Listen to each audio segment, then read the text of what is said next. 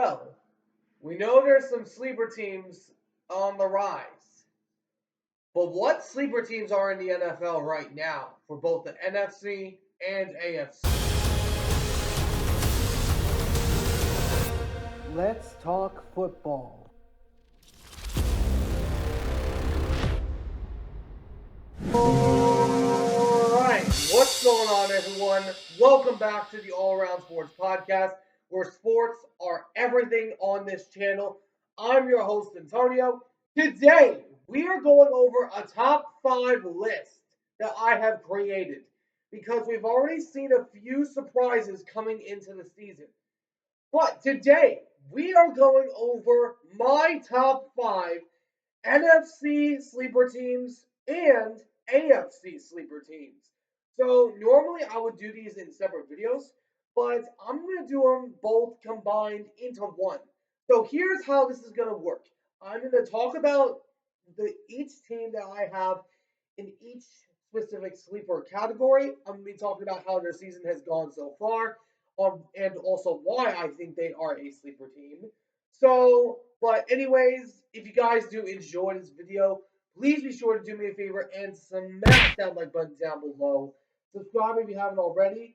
Also, I will be moving locations as far in on September 30th. We're not sure exactly where we're going, but we're leaving the place we got right now because my allergies, I'm allergic to mold, so the area I'm at has a lot of mold. So we're going to be moving locations, but I will be back within a day because it's only a day trip to get to where we're going. I'm not going to say exactly where we're going. But until then, without further ado, let's talk about my list. First up, we're going to start with the NFC. The NFC first sleeper team is the Tampa Bay Buccaneers. The Buccaneers, out of all the division winners from last season, if there is one to be the most disrespected division winner, it was the Tampa Bay Buccaneers. They went into week one as a high favorite to beat the Commanders, which I had that pick correct. And then they went on the road last week against the Detroit Lions, where they shocked everybody by beating them.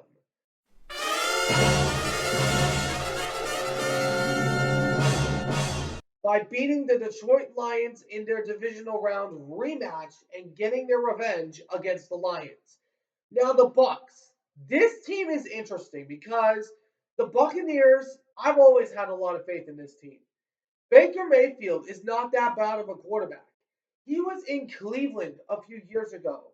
And Cleveland, we all know, plays in a very difficult division, which is one of the hardest divisions in the NFL right now, which is the AFC North.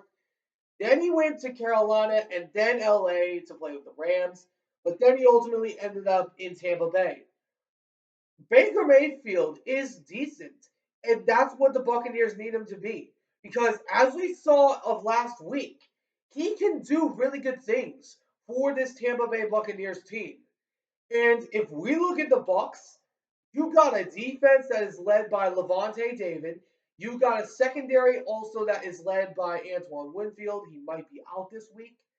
But this team is legitimately scary, and teams that play them ought to be on their toes because this Buccaneers team can come at you before you know it, which is why I have them as one of my NFC sleeper teams. And then the AFC, first of the AFC sleeper teams, is the Indianapolis Colts. Now, I know they have started 0-2. I know that. But the Colts, they have just not looked great in their first two games. They lost week one in a close matchup with the Houston Texans and then absolutely got obliterated by Malik Lewis, which they're very familiar with during his time up in Tennessee. The Colts are a bit of a concern, but Anthony Richardson is still a young quarterback. But the reason why I have this team as a sleeper is because of their defense. Their defense has looked good, and they've made somewhat reasonably close games. Somewhat reasonable. Because the first game that they played was against the Texans. They lost by about 7. And then the last game they played was against the Packers. they lost by 6. They have been one-score games. The 2 games they've lost have been one-score games. Their defense has been doing their part, while the offense has been doing theirs, trying to do theirs. Anthony Richardson, I've had a lot of faith in this young man since he's come into the league. But I'm telling you all right now, if Anthony Richardson can step it up, if he can step up his game, this team could be a legitimate sleeper, which is why I have the Colts as one of my AFC sleeper teams. And then following that, you've got my team, the Seattle Seahawks, another team of the sleepers of the NFC. Now, the Seahawks. This team is relatively interesting, and you knew this team had to be on here because I'm rocking the gear. The Seahawks. They beat the Broncos week 1 in a close game, which was surprising to me, and beat them 26-20, and making Bo Nix look like more like Bo Picks. But then they went on the road last week against the Patriots and beat them in a very close match, what they won in overtime in 23-20. But the Patriots, they played a relatively close game. I'll give them that. But the Seahawks, the reason why I have them as a sleeper team is not just because I'm a fan, but it's because of their defense. The way that this defense has been looking so far, they've been doing good. They've held each of the 2 teams to at least 20 points. Their tackling game is getting better. Their run defense is getting better. Everything about them is getting better. Of course, they're still without Nwosu, so he's a big role in that defense, along with Baker, that might potentially be out this week. But they're going to be taking on the Dolphins this week, which I think they might have a good chance of winning that game. But at the beginning of the season, I thought this team could potentially go 4-1 going into the game against the Niners. But I cannot believe I'm about to say this word coming out of my mouth. And some people might think I'm crazy. But the Seahawks have a chance to go 5-0. What? What? Going into the week against the Niners. And let me explain. The Seahawks, they play against the Dolphins that are without Tua. The Dolphins without Tua are 5-9. And the way that this Dolphins team has looked, even with Tua, they got destroyed by the Bills. And I know that he was hurt in the last stretch, but he threw 3 picks prior to that. And then also along with the Lions. The Lions, the Seahawks, if you didn't know, are 9-1 against the Lions in the last 10 matchups. And we, for some reason, have had the Lions number. I don't know what it is, but we've had their number. And then they also got the Giants, which the Giants, they're the Giants. You don't expect anything from them. But the Seahawks, their offense has looked good. And it's not been great, but it's been good, which is all we need it to be. And Geno Smith, no matter how old he is, he's shown that even if he's too old for the game, somehow he can lead this team to an over 500 record for some reason, and he's done for the last 2 years. But the Seahawks, they're going to be a great storyline throughout the season. And I think this team could have a chance of making a playoff berth. But that is why I have them as another NFC sleeper. And then the next team for the AFC is the Las Vegas Raiders. The Raiders. They did not look good week 1 against the Chargers, which I'll get to them in a little bit. They ultimately looked really good. The Raiders, they went on the road and beat a really good Ravens team that has surprisingly gone 0-2.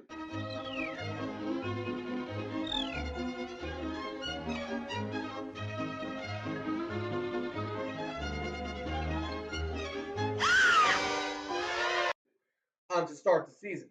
But the Ravens, the Raiders, this team looks scary. And the reason that they are so scary is like the Seahawks, their defense. Their defense was the sole heart key of how they won that game last week. Because they were making stops. They were making Lamar Jackson uncomfortable. And this is what I'm talking about. And I was talking about the Raiders throughout the entire offseason that I thought that they had a chance to be a really good sleeper team. And this is why. Their defense looks really good. Their offense somewhat looks good, but it's still in a lot of question. But Brock Bowers did show up in the last little stretch of that game last week.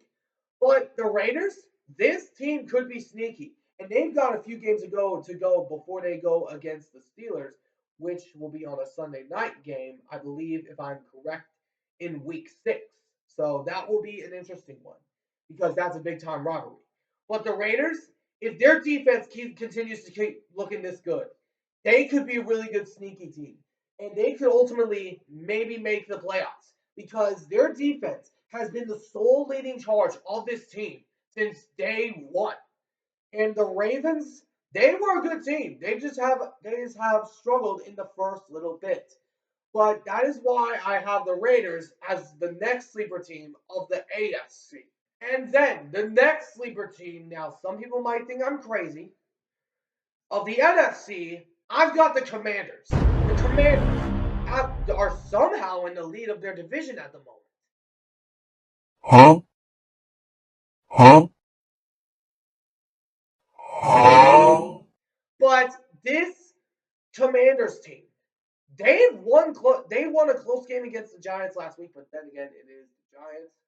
But Jaden Daniels, this guy already looks like the offensive rookie of the year candidate because the Commanders now, it was very tricky for me to find 5 NFC teams because lots have happened in week 1 and week 2.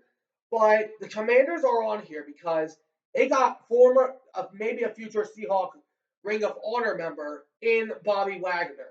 Bobby, he is really good on the defensive side. Their defense looked relatively decent, and they did make a close game against the Buccaneers a few weeks ago. But this Commanders team, if Jaden Daniels can turn into what CJ Stroud was last year, this team could for real be a sneaky team. But of course, we'll have to wait and see what happens. But the Commanders are another NFC sleeper team. And then the next AFC sleeper team, you've got the Los Angeles Chargers. The Chargers, coming into week 1, many people had doubts about them, including me, that they have started 2-0 for the first time since their playoff run, which they obviously lost to the Jacksonville Jaguars in the 27-0 game, as we all know. But this Chargers team, they finally got a head coach in Jim Harbaugh after having to deal with Brandon Staley for the last 2 years.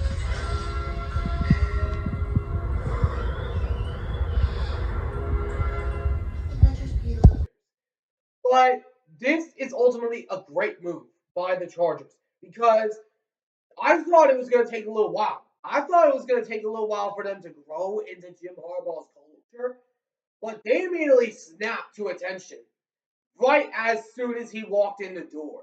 Because Jim Harbaugh, he has been one of the greatest, if not arguably the greatest coach to ever play to not win a championship. This guy, Jim Harbaugh, I've had respect for years. And the last time I saw him coach an NFL game was during the NFC Championship game against the Seahawks, which we all know how that went when the trash talker supreme, Richard Sherman, made his famous post-game interview. But enough about that. This Chargers team has a chance to be scary. Their receivers, Lad McConkey, Brandon Rice, and J.K. Dobbins and Gus Edwards, they're relying on their run game, which is incredible, which is what Jim Harbaugh has done during his time at both Michigan and San Francisco when he was a part of the 49ers. They're probably missing him right now. But this is going to be a really good Chargers team, which is why I have them as another AFC sleeper team. The next team for the NFC. Now, I had questions about this one after they lost J.J. McCarthy at the beginning of the season. But now that I've seen this team actually play, I might have some good thoughts about this team. You've got the Minnesota Vikings. The Vikings, after beating down on the Giants week 1, they win it at home against the 49ers that haven't even won in Minnesota before I was even born. And they've just beat the 49ers in their home field, which the 49ers have not beaten them in Minnesota since before I was even born. So pretty much that's how the Vikings have looked. The Vikings, their defense has looked great during the last two games. Their offense, I've had a lot of faith in this offense since day one. And I did have some concerns when Sam Darnold came in, but now this guy has a lot of weapons. You got Aaron Jones that came over from the Packers. You've got Justin Jefferson, Jordan Addison, TJ Hawkinson, and then the defense, which is led by the charge of Dallas Turner. Hopefully that guy comes back soon from that injury that he sustained last week. But the defense has looked good. Jonathan Grenard has looked really good in his games. Hassan Harrison Smith has also looked good, but this team is a sneaky team. Whether you like it or not, they're the purple and gold incarnation of Satan, as Tom Grossi likes to call them. But to me, they're a really good team because they could be a sneaky contender into the playoff picture. But anyways, that's why I have the Vikings as another NFC sleeper. And then the next sleeper for the AFC, the second to last. And I cannot believe I'm about to say this coming out of my mouth. It's the Pittsburgh Steelers. Now, the Steelers, I have my doubts about this team coming into week one because Justin Fields and Russell Wilson were two of the most sacked quarterbacks in the NFL right now. But they proved me wrong, and I owe my sincerest of apologies to the Steelers fans. I owe my sincerest of apologies because I had this team having a losing record. But even though their offense is somewhat mediocre right now, no matter how good they look, how bad their offense looks, Mike Tomlin can somehow lead this team to an over 500 record. Why am I not surprised? For some weird reason. I don't know what it is. But the Steelers, their defense has been the leading charge of this run. They're currently 2-0 and surprisingly on top of the division, which is something that the Seahawks and Steelers right now have in common. 2-0 and on top of their division for the moment. But this is a really good game that they've got coming this week against the Chargers. This is going to be the Chargers' biggest test yet because the Steelers, they are not going to make it easy on Jim Harbaugh and the Chargers. They are not going to make it easy because it's in Pittsburgh and it has one of the most loyal fan bases in the NFL. One of the most loyal because the Steelers fans in their terrible towns, no matter where the Steelers play, you always see those terrible towns. Everywhere they go, you always see them, which is why I have the Steelers coming in as the second to last of the sleeper team. And then the last of the NFC sleeper teams that I have, and man, did this team shock a lot of people, including myself. You've got the New Orleans Saints. The Saints, after beating down on the Carolina Panthers week 1, 47-10, there was a lot of questions about their team, and it was the Carolina Panthers. But then they went on the road to Dallas and beat them 44-19. That pretty much pounded the Cowboys out of Dallas after that.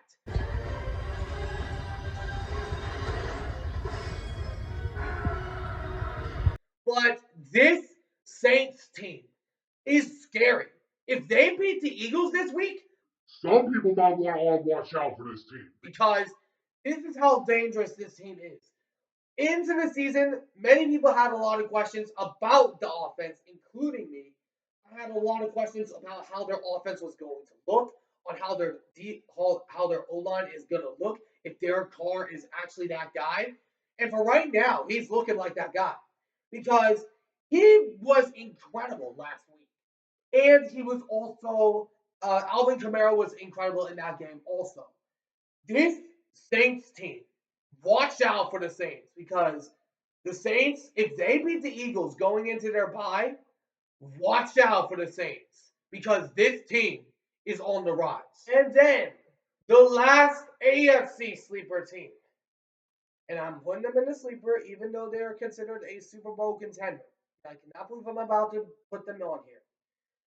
The New York Jets. The Jets, after losing week 1 to the 49ers, which was predictable because it's the 49ers, they have beaten 2 last place teams in the Patriots this past Thursday and also along with the Tits last week. But the Jets, they could be a sleeper team. And I'm not saying that they're going to be a Super Bowl contender like a lot of people are right now. I'm just saying they could be a playoff contender because we know how good Aaron Rodgers is. He may be washed, but he's still decent. He's got Alan Lazard, Randall Cobb, Garrett Wilson, Brees Hall. They've got the weapons on the offensive side, and their O-line has been doing decent for the last 2 weeks. And their defense has been the main leading charge of this section, of this charge. Because you got guys like Sauce Gardner, Hassan Reddick that is still looking to try to get paid. And you also got loads of, and I mean barrages of defensive weapons. Their defense has looked good for the last 2 weeks, but I'm still not sold on the Jets as a Super Bowl contender. But I am thinking they're going to be a playoff team. Now, I have had doubts about the Jets since day one, and I do think they're still frauds. But until this team beats a true contender, I'm putting them in the sleeper category for now.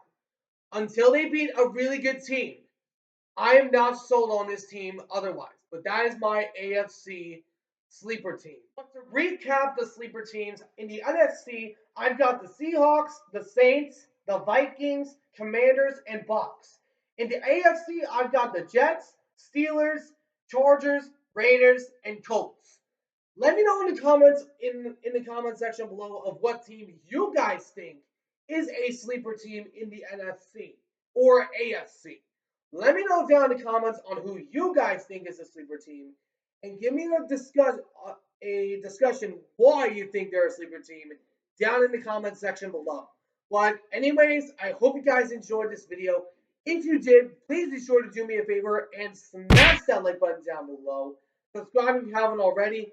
I'll catch you all in the next one. Ciao for now.